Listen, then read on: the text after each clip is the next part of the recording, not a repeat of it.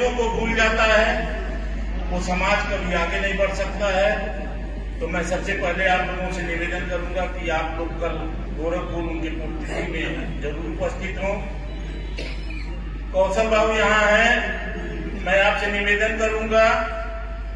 कि आपको शायद स्टिकर मोटरसाइकिल पे और घर पे चिपकाने का स्टिकर दे दिया गया है। एक आदमी को लगा दिया जाए, जितने लोग बाइक लाए हैं उनके बाइकों पे स्टिकर लगा दिया जाए, और जिस बाइक पे स्टिकर नहीं लगा होगा वो स्टिकर लेकर के जाएंगे अपने अपने बाइक पे, अपने अपने घर पे।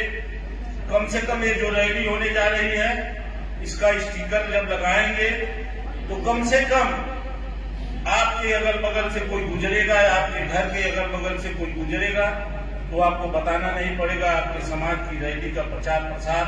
क्षेत्र में सभी समाज के बीच में एक चर्चा का विषय बनेगा। मंच पर बैठे आज के कार्यक्रम के जो मुख्य अतिथि हैं उनके बारे में आप लोग जानते हैं कि आपके इस सहजनवा में कुछ समय आप लोगों ने इनका हाथ मजबूत करने का काम किया था। जब आप लोग जानते होंगे कि राम लहर चल रही थी उस समय आप लोगों ने बहुजन समाज पार्टी से इनको जिता करके अपने समाज को मजबूत करने का काम किया था। तो सबसे पहले मैं यहाँ बैठे अपने समाज के सभी लोगों को धन्यवाद देना चाहता हूँ कि आप लोग जब तक ये मिशन हमेशा नहीं चलाएंगे तब तक आपका न समाज आगे बढ़ेगा न आपका संगठन आगे बढ़ेगा। मंच पे सबका परिचय हो चुका है, अब समय बहुत कम है क्योंकि संगठन के बारे में बात करना है, सबको कमेटी गठित करना है। तो मंच पर बैठे हमारे सहवार महासभा के पदाधिकारी, ब्लॉक प्रमुख पाली, ब्लॉक प्रमुख भटहर, उपस्थित मंच पे सभी हमारे सब जाति बंधुओं, आए हुए सभी हमारे सम्मानित साथियों, आप लोगों के बगल के विधानसभा खलीलाबाद का मैं भी रहने वाला हूं और आपके विधानसभा में जब चुनाव चल रहा था उसी समय से मैं यहाँ लग करके सक्रिय राजनीति की शुरुआत किया और उस समय आप लोगों ने माननीय विधायक जी को विधायक बहुजन समाज पार्टी से बनाने का काम किया। ये आप लोगों का अथक प्रयास और सहयोग और समाज का सबसे अग्रणी काम था। उसके बाद लगभग सभी दलों में मैंने बड़े ईमानदारी, बड़े निष्ठा से अपनी जो भी शक्ति थी उस शक्ति को मैंने बड़े ही अच्छे ढंग से संचार रूप से सभी दलों में काम किया। लेकिन देखा 2012-2017 में मैं बहुत ताकत के साथ खलीलाबाद विधानसभा में टिकट मांगने का काम किया, लेकिन उसके बाद भी मैंने देखा कि मैं अपनी पूरी शक्ति, पूरा धन लगाने के बाद उसमें हमको मिला क्या, सिर्फ असफलता मिली, सफलता हमको कुछ नहीं मिली। बाद में मैंने ये सोचा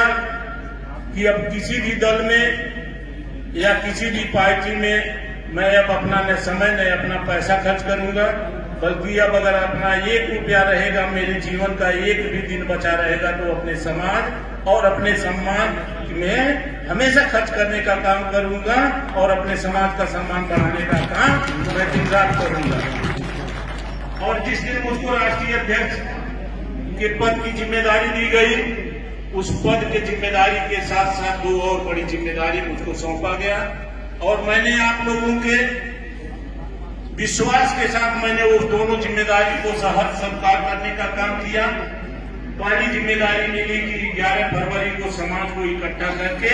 चंपा देवी पार्क में एक ऐसा ऐतिहासिक रैली करवाना है कि जिससे उत्तर प्रदेश नहीं देश के दिल्ली की सरकार जान जाए कि पूर्वांचल में सहवार की क्या हैसियत है।